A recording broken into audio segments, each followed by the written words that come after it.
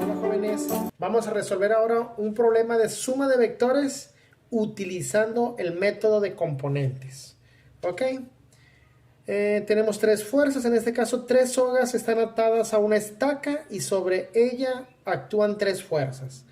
La primera de 20 newton a 0 grados, la segunda de 30 newton a 150 grados y la tercera de 40 newton a 232 grados. Vamos a determinar la fuerza resultante, lo que resulta de sumar estas tres fuerzas vectorialmente. Vamos a utilizar el método de las componentes. Este método consiste en descomponer cada vector en su componente X y su componente Y, o lo que es lo mismo, en su componente horizontal y en su componente vertical. Entonces, eso es lo primero que hacemos, descomponemos cada uno de estos tres vectores o cada una de estas tres fuerzas. Empezamos. F1X o la componente X de la fuerza 1 sería los 20 newtons multiplicada por el coseno de 0 grados. Y acá ponemos F1Y, que sería los 20 newtons, pero multiplicados por el seno de 0 grados. Eso lo hacemos en una calculadora científica. 20 por coseno de 0, 20 newtons. Y F1Y es 20 por seno de 0, 0. Ahí están las componentes, tanto horizontal como vertical, de la fuerza 1, o la componente X y la componente Y de la fuerza 1. Hacemos lo mismo con las otras dos fuerzas. F2X sería 30 newtons por el coseno de 150 grados. Y F2Y sería 30 newtons por el seno de 150 grados. Hacemos estas dos operaciones en nuestra calculadora. 30 por 150 coseno igual menos 25.98.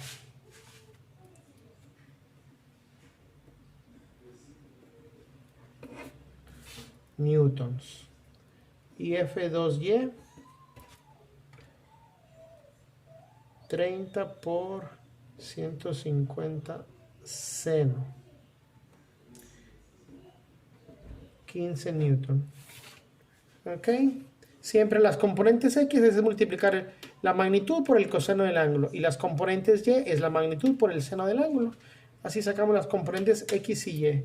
Ya nada más nos falta sacar de la fuerza 3, son 40 newtons por el coseno de 232 grados.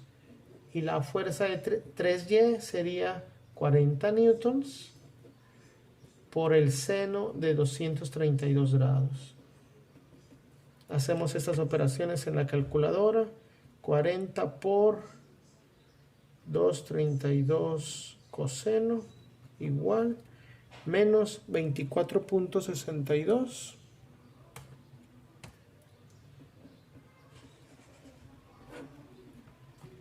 Y F3Y 40 por 232 seno menos 31.52. Y ahí tenemos descompuestas nuestras tres fuerzas. ¿Ok? Ahora sumamos todas las componentes X y sumamos todas las componentes Y. ¿Ok? Y obtenemos la componente X y Y de nuestro vector resultante. Vamos a llamarle Fx a la componente X de nuestro vector resultante o de nuestra fuerza resultante. Vamos a sumar 20 newtons menos 25.98 newtons menos 24.62 newton. Entonces sería 20 menos 25.98 menos 24.62 menos 30.6. Este es la componente X de nuestro vector resultante. Hacemos lo mismo con las componentes Y. Vamos a llamarle fuerza Y a la componente Y de nuestro vector resultante. Sumo todas las componentes Y, que sería 0 más 15 newton menos 31.52 newton. 0 más 15 menos 31.52 menos 16.52.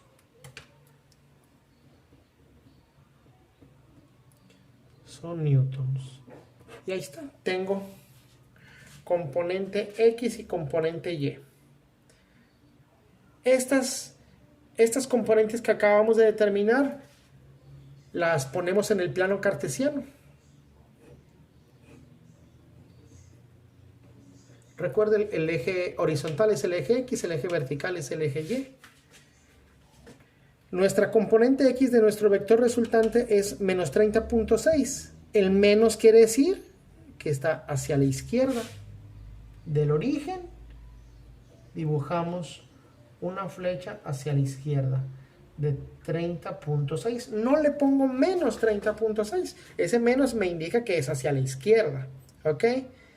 Y la componente Y es menos 16.52. Muy importante. La componente Y la empiezo a dibujar donde termino la componente X. Aquí termino la componente X, aquí empiezo a dibujar la componente Y.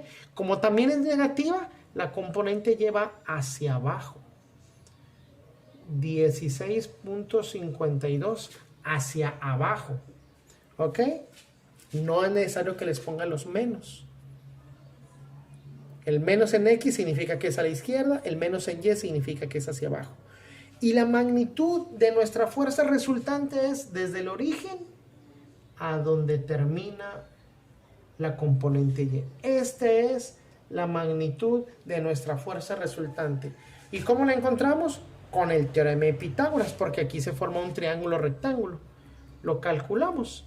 Se eleva al cuadrado los dos, 30.6 elevado al cuadrado más 16.52 también elevado al cuadrado. Y a esto le sacamos la raíz cuadrada. ¿Ok? Hacemos esta operación en la calculadora. 30.6 elevado al cuadrado más 16.52 elevado al cuadrado igual raíz cuadrada. Tenemos 34.77. La magnitud de la fuerza resultante es 34.77 newton. Esta es la magnitud de la fuerza resultante. Nos falta la dirección de la fuerza resultante. O sea, nos falta determinar este ángulo. ¿Ok? Ese ángulo lo determinamos con funciones trigonométricas. ¿Ok? Lo voy a resolver aquí a la vuelta. ¿Ok? Tenemos nuestro plano cartesiano. Habíamos dibujado para acá la componente X, que es de 30.6, y para abajo la componente Y, que es 16.52. Este es la magnitud de nuestra fuerza resultante, que ya la calculamos, y este es el ángulo que queremos calcular ahora con funciones trigonométricas. De este ángulo, este es el cateto opuesto, y de este ángulo, este es el cateto adyacente. ¿Qué función es? Pues la tangente. La tangente de un ángulo es cateto opuesto entre cateto adyacente. Entonces, la tangente del ángulo es 16.52 entre 30.6. Hacemos esta operación en la calculadora. 16.52 entre 30.6 me sale 0.5398 y más decimales. Aquí los tenemos. No borramos este resultado porque el ángulo es la tangente inversa de este resultado. A este resultado le ponemos segunda función o chief tangente y obtenemos nuestro ángulo, 28.36 grados.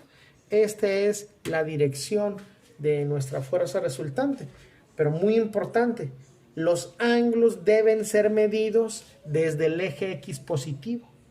Desde aquí debe ser medido este ángulo, hasta acá, hasta que nos encontramos con el vector resultante. Entonces, de aquí, del eje X positivo al eje X negativo, sabemos que son 180 grados, más estos 28.36 grados. Entonces, a esto le sumamos 180 grados, y nuestro ángulo entonces debe ser de 208.36 grados.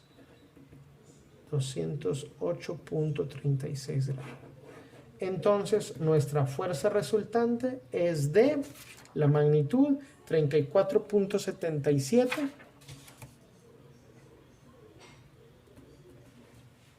newtons a 208.36 grados. Esta es nuestra fuerza resultante.